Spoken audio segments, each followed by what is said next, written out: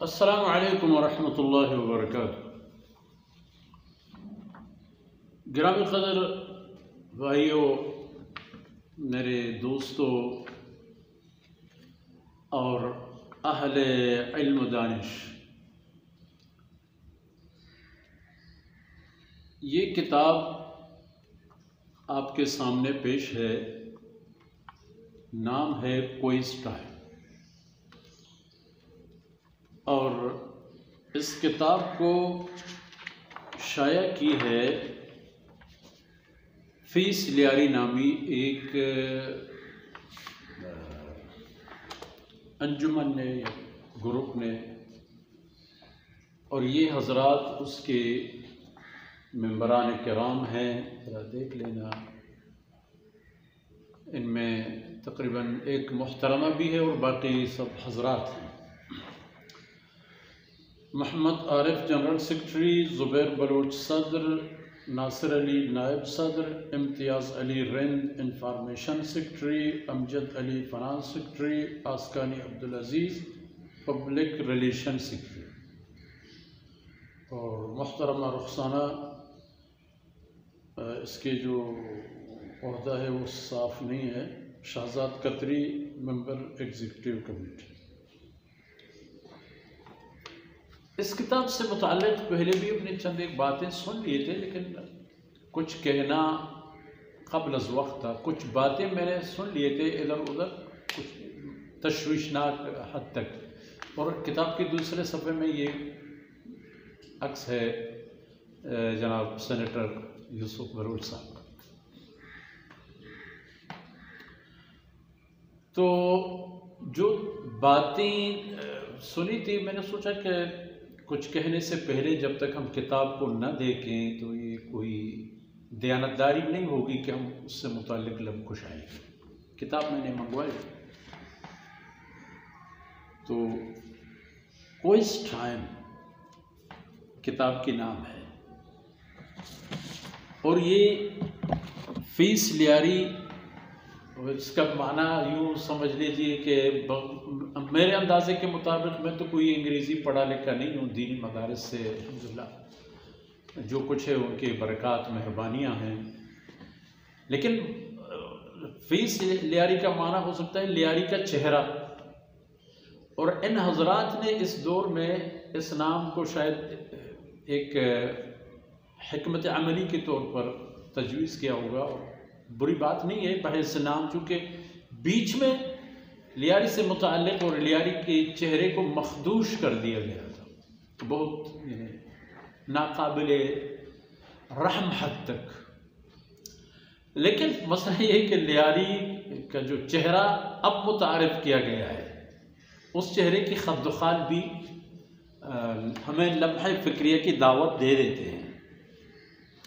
جبکہ لیاری کا اصل چہرہ وہ انگریز سے پوچھا جا سکتا ہے۔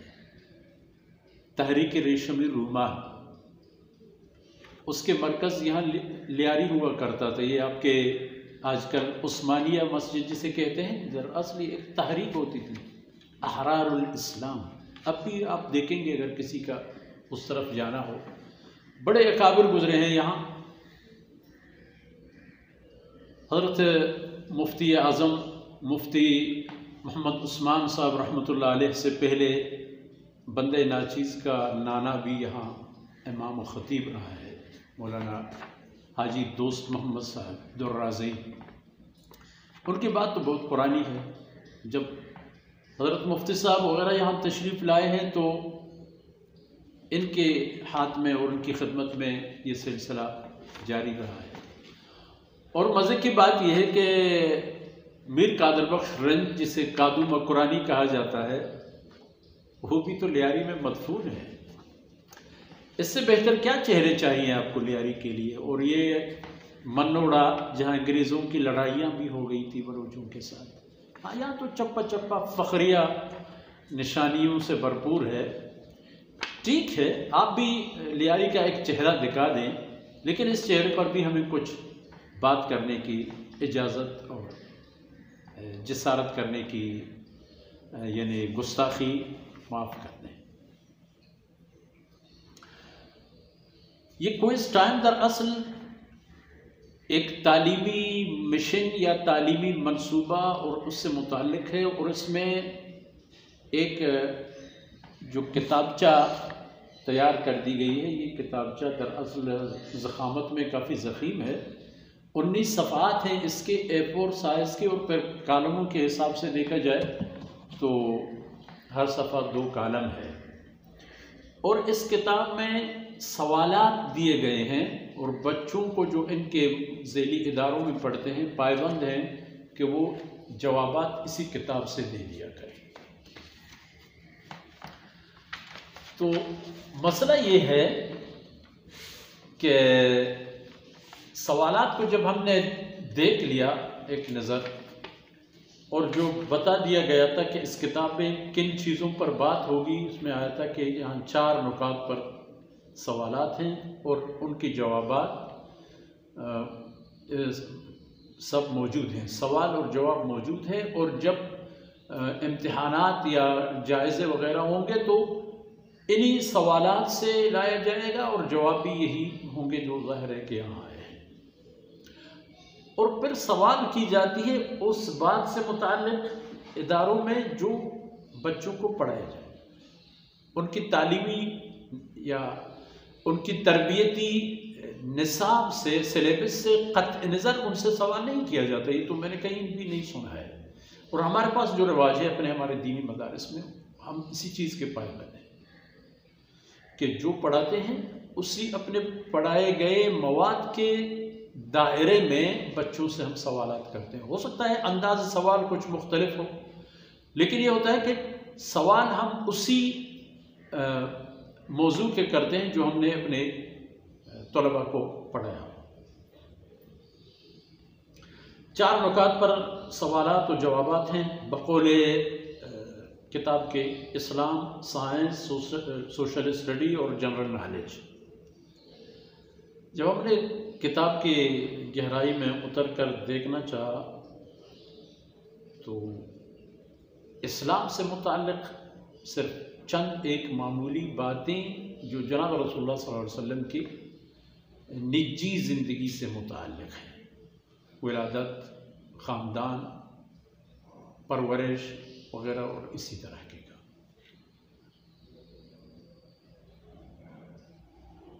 اور پھر باقی سائنس میں، سوشل اسٹڈی میں، جنرل نالج میں کافی باتیں ہیں، سوالات ہیں،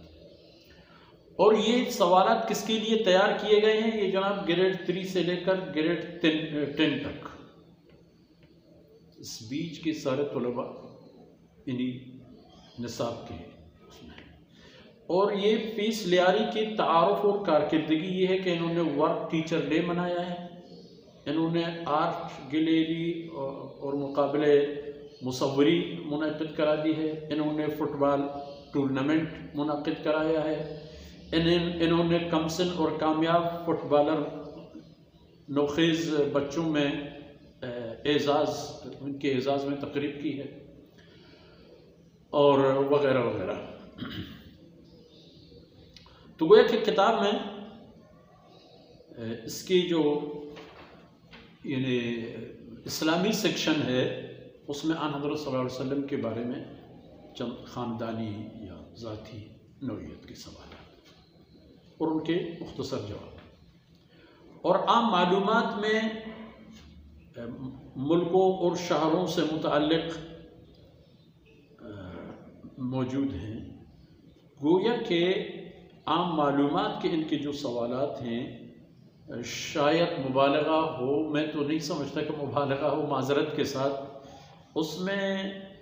98% سوالات ایسے ہیں کہ جن میں اسلام اور اسلامی تعلیمات سے متعلق چاہے وہ احکامات ہوں، اعمال ہوں، ان میں کوئی مواد شامل نہیں، کوئی سوال شامل نہیں اور کوئی تذکرہ بھی نہیں، اور بقیہ ان تمام سیکشنوں میں ارسطو کے بارے میں مضمون ہے، آئنسٹائن کے بارے میں ہے، تارا سنگھ کے بارے میں ہے، اور اسی طرح کے اور لوگوں کے لیے ان کے بارے میں باتیں ہیں۔ عام معلومات کے سیکشن میں جب ہم نے قدم رکھا تو اس میں ہم نے دیکھا کہ حیوانات اور چرند پرند کیڑے مکوڑے وغیرہ وغیرہ، چاہے سمندری حیات یا خشکی کے، ان سے متعلق کافی سوالات اور جوابات دستیاب ہیں۔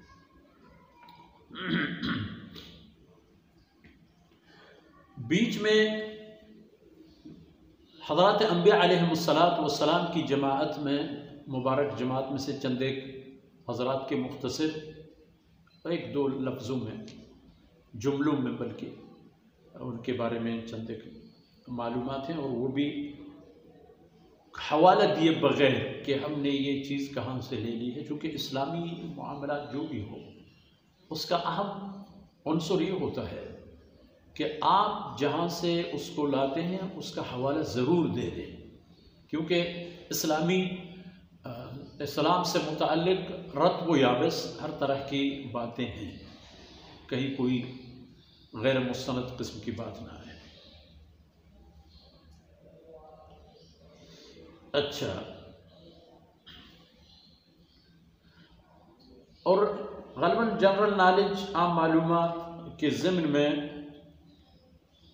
یہ جو کرۂ ارضی ہے، اور ظاہر ہے کہ ایک ہی زمین ایک ہے، تقسیم چھوڑیں، ایشیا، افریقہ، امریکہ، یورپ، فلان فلان، یہ ہوتے ہوئے بھی زمین تو ایک ہے نا، ایک کرۂ خاکی، سب کا مأوا و ملجا و مسکن ہے، انسانوں سمیت تمام حیوانات کا۔ تو ان میں بھی کچھ معلومات دستیاب ہیں کہ کون سے قارے میں، کون سے علاقے میں کس قسم کے حیوانات یا چرند پرند موجود ہیں، جبکہ اس ضمن میں جو وہ یہ بھی تو عام معلومات میں آ سکتا ہے، امت مسلمہ سے متعلق بنو امیہ کی حکمرانی پر ایک مختصر نوٹ تحریر ہے، تفصیلی تو نہیں ہے تو مختصر، مگر اسی مختصر کو انہوں نے اتنا پتہ نہیں کہاں سے لا چکے ہیں، اتنا متنازع بنا دیا ہے کہ یہی سب کچھ یہ سلطنت بنی امیہ یا سلسلہ خلافت بنی امیہ کو یوں سمجھ لیجئے کہ کیا نام دیں اس کو، کہ مخصوصاً یہ دکھانے کی کوشش کہ بھئی بنو امیہ کی جو سلطنت اور بادشاہت تھی اس میں عربیت زیادہ اور اسلامیت کم، کسی مستشرق سے لے لیا ہوگا، پتہ نہیں کسی منحرف ذہن والے ایک ایسے آدمی، چونکہ مستشرقین کی ایک حربہ یہ ہے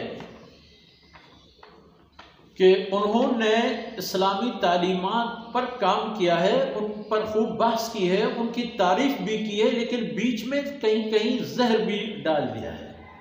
یہی ان کے انداز واردات ہے۔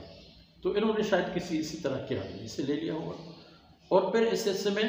صرف حضرت عمر بن عبدالعزیز رحمۃ اللہ علیہ کا تذکرہ موجود ہے، اور پھر حضرت حسن بصری، امام غزالی اور ان سے متعلق چند باتیں وہ بھی کتاب میں مذکور ہیں۔ اچھا، پھر پاکستان سے متعلق باتیں ہیں، اور اس پر بھی چند محدود پیمانے کی باتیں اور تذکرے ہیں۔ سائنسی محققوں اور موجودوں سے متعلق بھی باتیں ہیں، ان میں چند ایک لوگ ہیں اور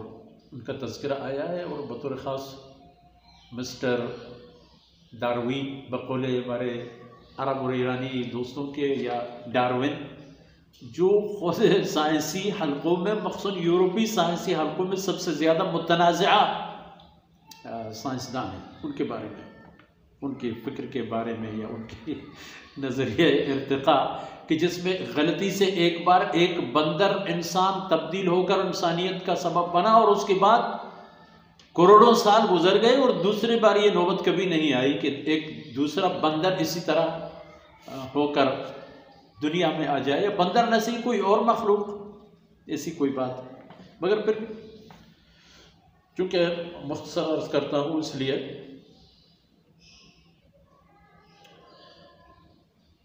اچھا یہ باتیں تو ہیں اس کتاب میں، اب جو باتیں نہیں ہیں میں وہ عرض کر دوں آپ کی خدمت میں۔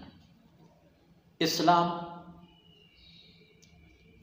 چاہے ہو عام معلومات ہوں، جغرافیہ سے متعلق ہوں، یا آپ کے سوشل اسٹڈی ہو، کوئی سیکشن یا شعبہ ایسا نہیں ہے کہ جس میں اسلام کی خدمات اور مضبوط قوانین ہوں۔ اب اس کتاب میں کیا نہیں ہے؟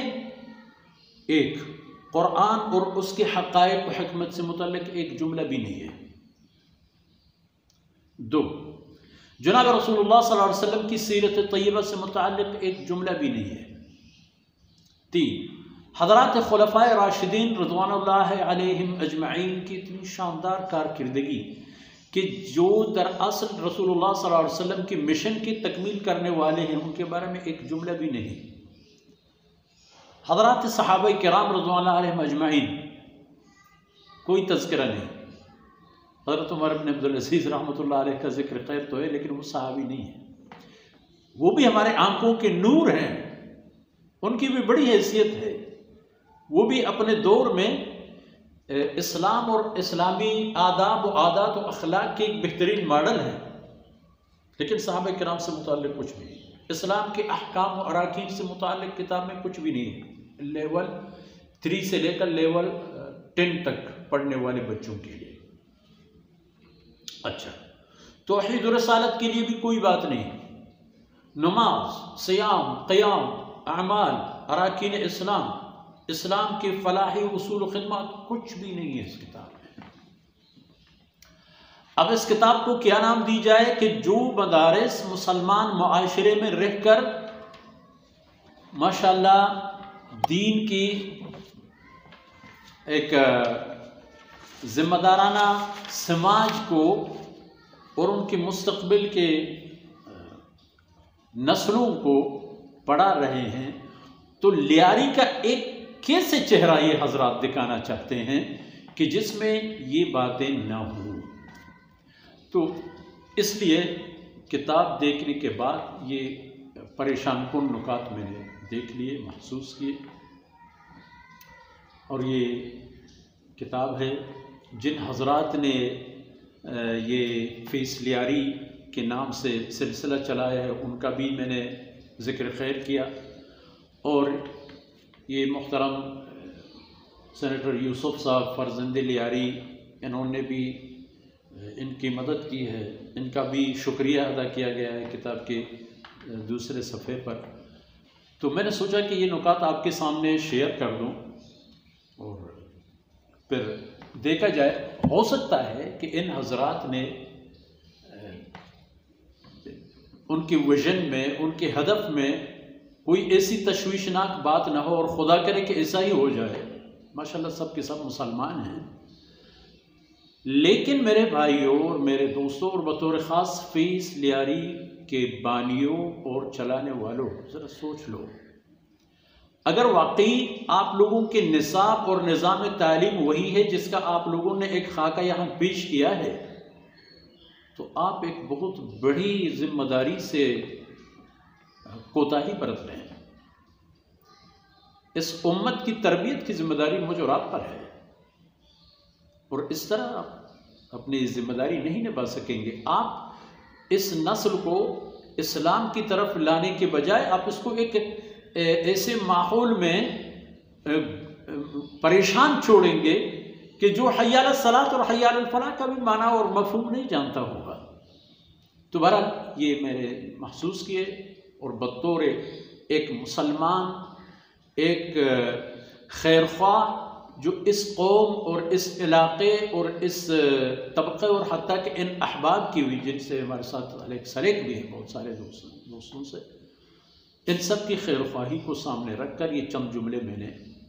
عرض کیے ہیں، اور اس سے متعلق اگر ہمارے دوستوں کی کوئی وضاحت سامنے آ گئی انشاءاللہ اس پر بھی ہم بات کریں گے، اور اگر اس حوالے پر ہماری